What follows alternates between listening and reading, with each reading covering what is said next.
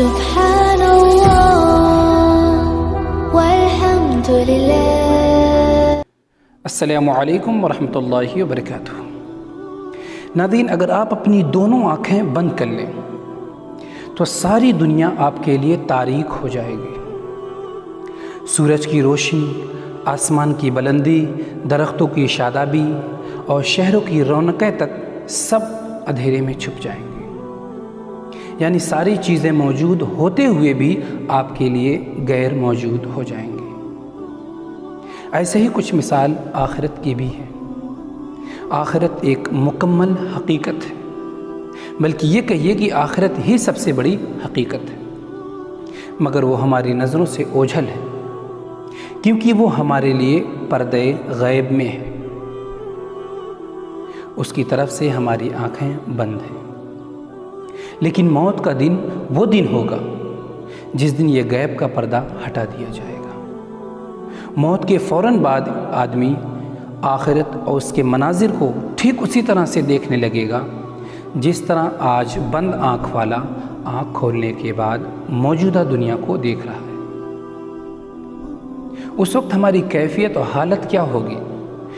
یوں سمجھیے کہ ایک شخص کی آنکھ پر پٹی باندھ کر اسے زندہ اور کھلے شیر کے سامنے چھوڑ دیا جائے تو بے فکر ہو کر وہاں کھڑا رہے گا، لیکن اچانک آنکھ کی پٹی کھول دی جائے تو اس وقت اس زندہ اور کھلے شیر کے سامنے اس شخص کا جو حال ہوگا اس سے کہیں زیادہ بدحواسی بندے پر اس وقت طاری ہوگی جب موت کے بعد وہ اپنی آنکھ سے آخرت اور اس کے مناظر کو دیکھے گا۔ تو یہی شخص جو دنیا میں اپنے آپ کو بہت سارے سہاروں کے درمیان پاتا تھا تو اس وقت تنے تنہا اور بے سہارا ہوگا۔ اس کے وہ اعزا و اقارب، وہ دوست احباب جو مصیبت میں اس کے ساتھ ہوتے تھے، اس کا ساتھ چھوڑ چکے ہوں گے۔ اس کے وہ بیوی بچے جس کے لیے وہ سب کچھ قربان کرنے کو تیار تھا، اس کے لیے غیر بن چکے ہوں گے۔ اس کے وہ مادی اسباب جس پر وہ اعتماد کیے ہوئے تھا، مکڑی کے جالے سے بھی زیادہ بے حقیقت ثابت ہوں گے۔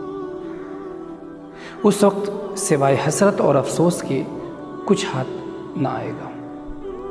تو عقل مند اور ہوشیار وہی شخص ہے جو موت سے پہلے آخرت کی تیاری کر لے۔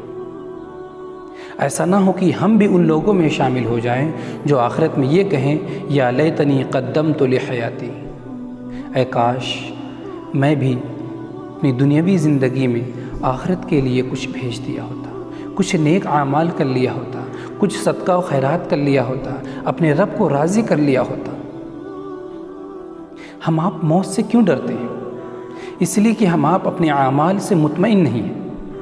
اگر ہم اپنے اعمال سے مطمئن ہوتے تو یہ موت رب سے ملاقات کا ایک ذریعہ ہے، اس دنیا سے اس دنیا میں جانے کا ایک ذریعہ ہے۔ لیکن چونکہ ہم اپنے اعمال سے خود مطمئن نہیں ہیں، اسی لیے ہم موت سے ڈرتے ہیں۔ تو قبل اس کے کہ موت آئے ہمیں آخرت کی تیاری کر لینی چاہیے۔